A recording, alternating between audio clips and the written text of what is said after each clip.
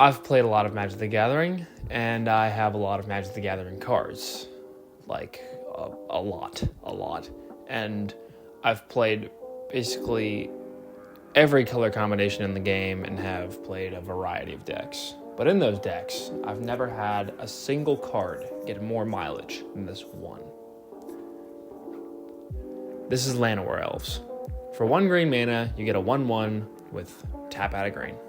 Now, Llanowar Elves is, by modern Magic standards, a very simple card. Despite it being so simple, it still very clearly has a large amount of popularity in the community. Wizards of the Coast has overprinted this card into absolute oblivion, with over 50 plus printings of the card being available with different arts, flavor texts, borders, etc. So if the card is so simple and it's so readily available and so cheap, why should I care about it? Why would I have picked it as my favorite Magic card over, say, Craterhoof Behemoth? Well, I believe that Llanowar Elves represents the Magic the Gathering community. And if you don't believe me, go ahead and take a look at some of the arts of Llanowar Elves. It shows elves living together in harmony. The flavor texts give us a look into their lives, their cultures, old sayings that they live by and die by.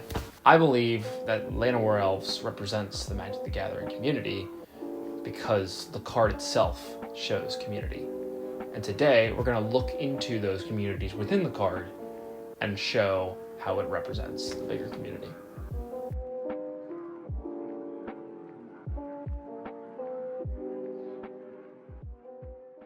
Looking to the original copy of Llanowar Elves back from the 90s, you'll see, and actually, no you won't, because the copy's kind of hard to see, so I'm going to throw up an updated copy on screen real quick. There we go. Llanowar Elves, looking toward the flavor text of the card. Quote, "Whenever the Llanowar Elves gather the fruits of their forest, they leave 1 plant of each type untouched, considering that nature's portion." Looking back toward the themes of nature and family, you can see that they are not only supporting their families and themselves with the fruits of nature, but they are still leaving some to nature. Think of it sort of as a courtesy for their home, protecting them, and in return, they leave some for nature.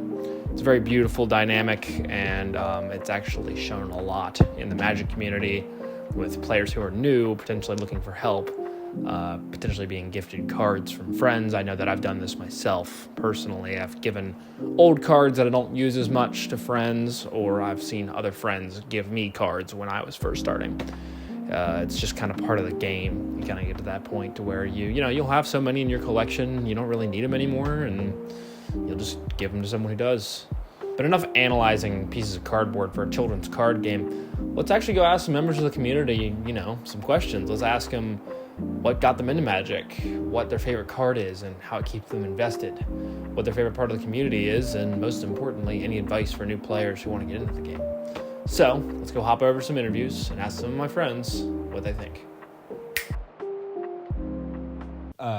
Ask a question. What's your name, and what's your favorite Magic card? Connor Hattersley, and my favorite Magic card is Lord Windgrace. I got into Magic my freshman year of high school. My uncle recently married in, had cards from the 90s when he started playing, and introduced us to the game in a 60 card format.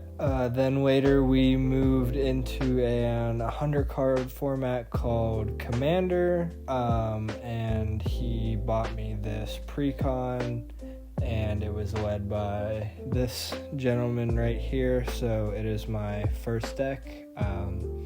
We ended up as a play group going to Dragon Ball Super the card game, but when we came back, this was my only Commander deck, and then I built up my collection from there, and it kind of collected dust, and then when I got a little bit more money, I was able to put more money into it and kind of bring it back to life, and it's now playable again, which is really cool. My favorite part of the community has got to be just like their creativity and their unity. like, it just brings so many different groups of people together from based on like the art and the different characters from different IPs that they might use to create new cards while bringing all these groups together. So it's just a big community, and you could just talk with anyone in the community for hours about cards, and they'll be real nice to you about it. My biggest advice is buy a pre-con first. Pre-cons are designed for new players to understand new mechanics and new concepts. And it comes with like rule sheets on how to play the game, and you can kind of model your deck building off of similar archetypes that pre-cons are created within, because they're made by professionals, so they definitely know what they're doing. And also, play cheap. You do not have to buy the most... I'm looking in the camera and saying this. You do not have to buy the most premium art of the card. Cards read the same with their cheapest art. Thank you.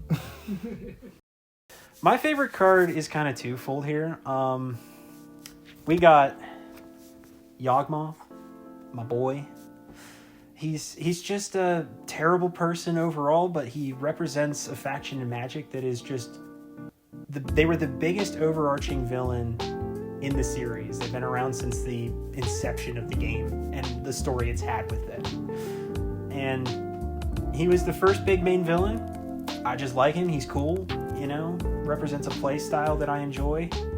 And then we, of course, have the New Age version, Atraxa, the angel that got created by the stuff that he created because they were trying to take over the world again, My favorite part about our community is probably just the amount of people there are and just how many different kinds of people there are. Like, I have met so many people just through playing Magic that's like, I never would have met them before.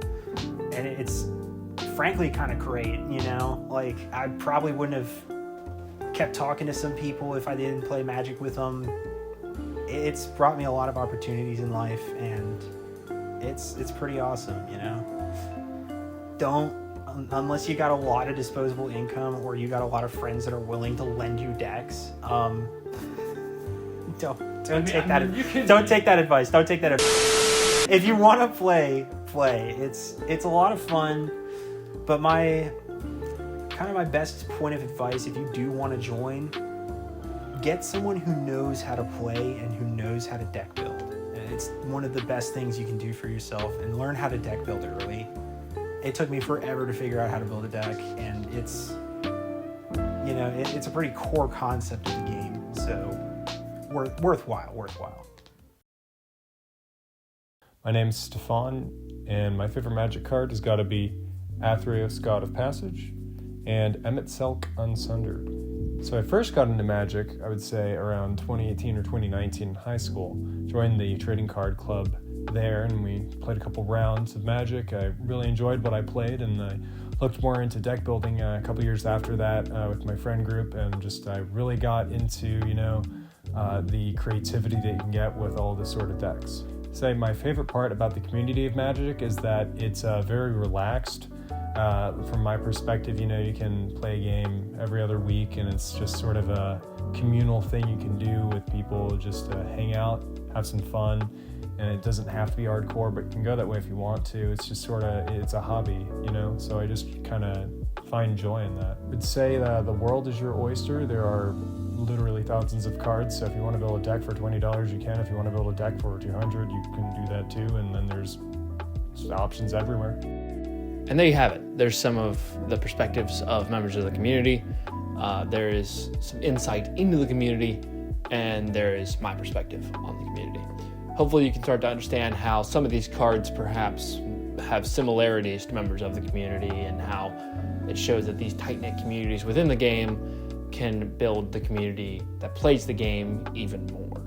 And heck, I didn't even get to cover some of the other tribes in the game. I mean, there's elves, there's dragons, there's zombies, there's vampires, there's dinosaurs, there's